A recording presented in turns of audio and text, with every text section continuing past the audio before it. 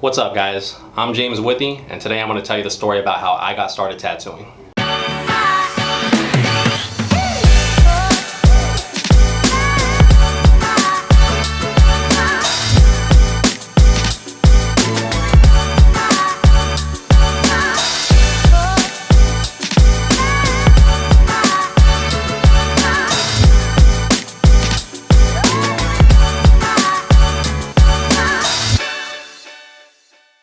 Alright, so people ask me this question constantly, all the time, in person and on social media or whatever.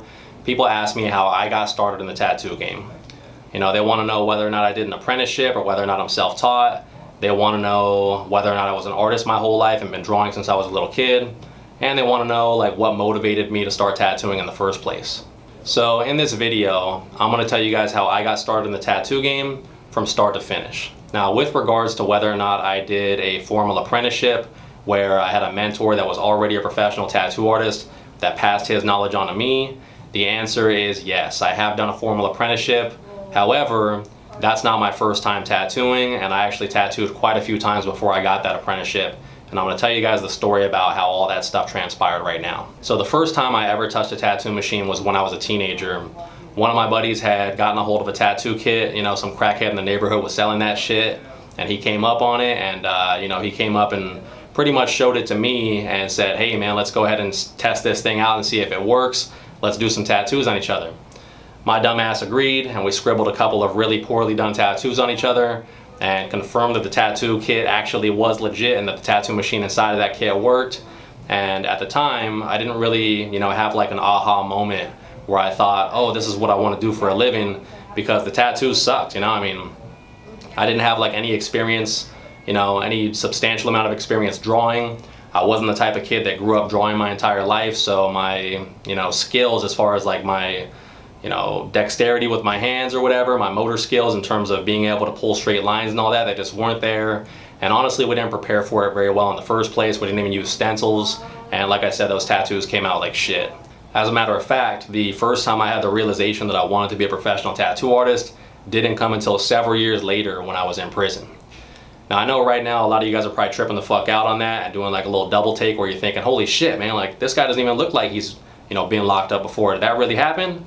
Yes, it did. Just because I'm not some big ugly dude with a fucking scar on his face doesn't mean that I haven't, you know, committed a lot of crimes in my life, and doesn't mean that I fucking never been through what I've been through.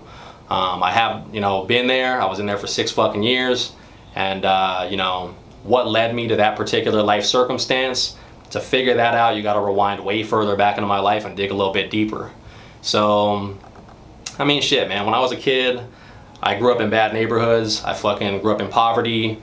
I had really terrible like influences. I didn't really have any positive male role models. Parents split up when I was young, yada, yada, yada. Same shit that everybody fucking, you know, same story that everybody has that's been in that circumstance pretty much. You know, the first time I got arrested was when I was 12 years old for a felony offense. Got arrested for burglary, which, you know, that was also the first time that I'd ever been incarcerated for longer than a 24-hour period. And I pretty much continued to commit crimes all throughout my teenage years, and I got arrested, you know, for a variety of those crimes.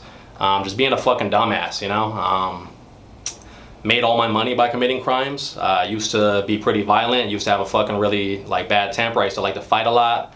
And when I was 19, I ended up getting into a random fight that escalated out of control, and it ended up becoming a firearms related crime that I committed that included all kind of different charges, you know, from aggravated assault with a deadly weapon to kidnapping to endangerment. You know, the fucking list goes on and on and on. Alright, so let's go ahead and take a little break from the video. I know this stuff is a lot to absorb, but let's take a little pause so I can tell you guys this. As far as details of like my arrest on this occasion or on prior occasions or crimes that I've committed, or like my journey from like the police station to the county jail to the penitentiary, you know, I'm gonna keep all that shit to an absolute bare minimum. And the reason why is because even though I don't have a problem sharing any of this information in real life, and you know, I oftentimes have conversations about this shit with like my clients and my friends and people that I trust, that sort of thing, it just seems very counterintuitive to me to stand in front of a camera and admit to crimes that I've committed in the past, regardless of whether or not I've already been convicted of those crimes. So on that same note, likewise, I am not going to be sharing any information about illicit activities that transpire in prison from an inmate's perspective. And you know, that includes like war stories, like crazy shit that I've seen in there, shit that I've done, shit that I've seen others do, how the inmates are operating, you know what I'm saying? Like in opposition to the whole institution with the correctional officers and all that shit. I'm not gonna be talking about none of that stuff. You'll never see a video on this channel that's titled How to Build a Prison Tattoo Machine. And the reason for that is simple, and it's because I'm not trying to get anybody caught up doing something that they're not supposed to be doing if they're still in there living that life that I was living. So, you know, if I was in prison right now and I knew that there was a YouTuber out there that was sharing all kind of secrets and shit about how the inmates operate and what's going on in there and the day-to-day fucking activities, that probably wouldn't make me happy, because I feel like that would raise the chances of me getting caught up doing something that I'm not supposed to be doing. So for the sake of keeping true to, like, you know, code of ethics as far as convicts go, I'm not going to be sharing that sort of information. If you guys are looking for all that shit, there's plenty of other YouTube channels out there that have that sort of stuff. But this channel is a tattoo channel, and the information that I'm sharing is specifically for the sake of just telling this story. So what that means is, don't be asking me no questions about the shit in the comments. If you fucking ask me that type of stuff, I'm not going to be answering them questions. I'm not going to be making additional videos about my prison experience and all the shit that goes on in there. And you know, that's really all I got to say about that. Okay, so with that said, let's go ahead and get on with it. Like I said, I was sentenced to 7 years. I did 6 years of my 7-year sentence, which is a pretty long time, you know? And during those first couple of years there, during those first 2 or 3 years, I pretty much had the same mentality that I did prior to going to prison. So I really didn't give a fuck about anything. You know, I was a hothead still, I was a little prick. I fucking didn't have any plans of like turning over a new leaf or whatever you want to call it. So around 3 years in, I had gotten to the point where I participated in all kind of different activities in there, both legitimate and illegitimate. And I started to get to the point to where I was real bored and I just needed like some sort of new outlet to help me pass the time. So naturally I ended up gravitating towards art, because a lot of people draw to pass the time in there. And you know, I started drawing like graphite drawings, that sort of thing.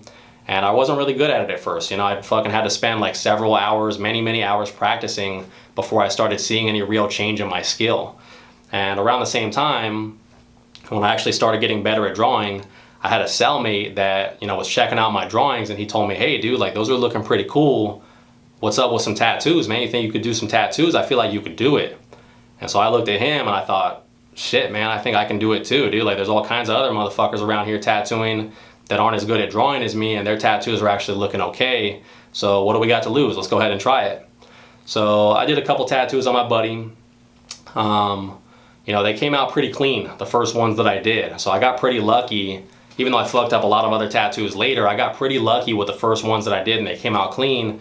And one of my other buddies was looking at it and he was like, damn dude, like that's actually not bad. Maybe you should consider doing this for a living. Maybe you should consider being a tattoo artist professionally. And I thought, fuck man, maybe I should. So in my pod, which is basically like a cell block, there was a guy that used to be a professional piercer on the streets at some tattoo shop in Tucson. So I approached that dude and I asked him, like, how can I become a professional tattoo artist? And he said, well, you got to do an apprenticeship. And I said, well, what the fuck is an apprenticeship? And he explained to me what an apprenticeship was. And I asked, how do I get an apprenticeship? And he said, you build up a bunch of drawings and a portfolio, and then you show those to a bunch of tattoo artists, and then basically beg them for an apprenticeship. And eventually one of them might give you one, and he's going to teach you how to tattoo in return for cleaning up all his shit and basically being like his little helper or whatever the fuck for a long time. So I thought, bet, man, I'm going to build up my portfolio full of drawings. And that's what I did. You know, I built up a bunch of graphite drawings. I used to specialize in drawing portraits. I used to sell them on the yard for 20 bucks a face for like a 8x10 graphite drawing. And while I was commissioning all those different portrait drawings for people that were going to send those home to their families, on the side I was building up portraits of celebrities for my own artistic portfolio that basically, you know, I would have like a catalog of them with like Dr. Dre and all these different, you know, celebrities or whatever, so that whatever tattoo artist I approached would see those drawings and know immediately like, damn, that looks like Dre right there. So I built those up, you know, in addition to a variety of other drawings. You know, I ran into some roadblocks along the way. A bunch of my drawings got stolen during a fucking search. Cops stole my drawings and shit. But I didn't let nothing stop me, you know. I built up all those drawings, and then sooner or later my release date came. And when I got out, I was extremely motivated to become a tattoo artist. You know, I had invested quite a bit of time into learning how to do all this stuff as far as drawing and tattooing.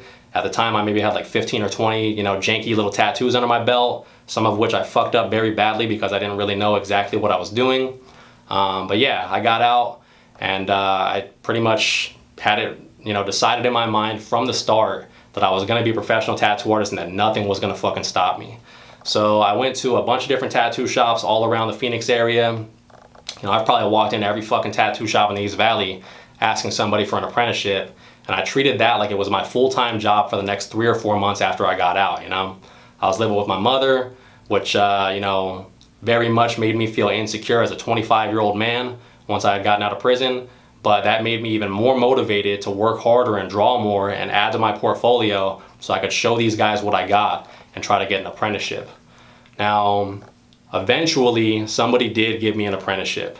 And basically the situation was where I was starting to get fed up with looking for an apprenticeship because everybody was telling me no. They were telling me that because I had been to prison, I had a bunch of bad habits in tattooing, and they didn't want to try to make me unlearn those habits or whatever. They wanted somebody that had a totally clean slate as far as their history. They didn't want somebody that had already started tattooing outside of an apprenticeship, that sort of thing. So I ran into a lot of discrimination as far as that goes. But I was starting to get fed up with it, and I started deciding, if these motherfuckers don't want to teach me, I'm just going to do it myself, So I went into a tattoo shop that sold tattoo supplies, which there aren't very many of those where I live. And I started buying some needles and some equipment and stuff, trying to get my stuff together so that I could go ahead and just start tattooing non-professionally to build my trajectory that way in terms of my career. And while I was buying those supplies, one of the guys that worked at that shop introduced me to another dude that was actually a pretty good tattooer, and he ended up looking at some drawings that I had, like a portfolio that I had, and he thought, you know what, man, it looks like you're about to start doing this stuff on your own. You don't really know what you're doing.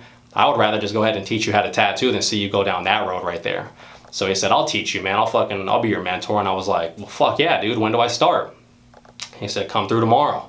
So from then on, I started going to that tattoo shop, and I fucking was there every single day. I busted my ass as an apprentice, Later I was told by fellow tattoo artists that had worked with me at the time that they had never seen an apprentice that worked that hard in their entire life. And I told them, you know what? You're right, and you probably never fucking will. Because I had an extreme amount of motivation as an apprentice, and nothing was gonna fucking stop me from accomplishing my goals. So most people take 1 or 2 years to finish an apprenticeship. Mine took me 4 or 5 months. It's worth mentioning that halfway through my apprenticeship, the guy that was teaching me ended up having some sort of personal problems and ended up stopping coming to the tattoo shop pretty much. And then my apprenticeship was resumed with one of the other artists that was at that shop. And I was really fortunate that he was willing to take me under his wing and teach me everything that he knew about tattooing. So like I said, I finished my apprenticeship about 4 or 5 months after I started it. And I ended up getting hired on as a full-time artist at that shop where I was an apprentice. Now, shortly afterwards, I started taking quite a bit of art classes. I started learning how to paint, how to fucking draw properly. I started learning art at a local community college in an academic setting. And over the next couple years, I was struggling to build my artistic skill and my clientele up to where I would be making a comfortable living.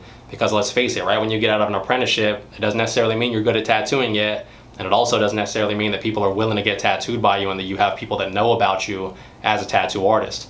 So that was a very difficult time for me where I struggled financially. I was really poor, but I ended up grinding my way out of it. And 2 or 3 years later, I ended up finally getting to a level where I could exist comfortably and pay all my bills without really having to worry about too much, So maybe about 3 or 4 years into my career, that's when I started getting the wild hair up my ass where I decided I want to open up my own tattoo shop. And, that's what I ended up doing. So 2016, I opened up, Dark Horse Tattoo Company, and here we are. Pretty much since then, a lot's happened to me, I've traveled the nation showcasing my skills all over the place at different tattoo conventions. I've won awards for both my fine art and my tattoos. I've been on exhibition at the Phoenix Art Museum 2 times, once for paintings and once for tattoos. I've been parts of big group exhibitions like student shows and stuff. I've had a solo show at a small gallery in Phoenix, and my artistic resume, has gotten pretty impressive over the past 6 or 7 years here, ever since being out of prison. So that's about it. I feel like I could probably go into quite a bit more detail regarding certain sections of this story, like what it was like to be an apprentice, or what it was like during that first year or two as a professional artist when I was struggling financially and trying to build up clientele and all that shit. Or what it was like when I was trying to open up my own tattoo shop, or what it was like when I was going to school for art.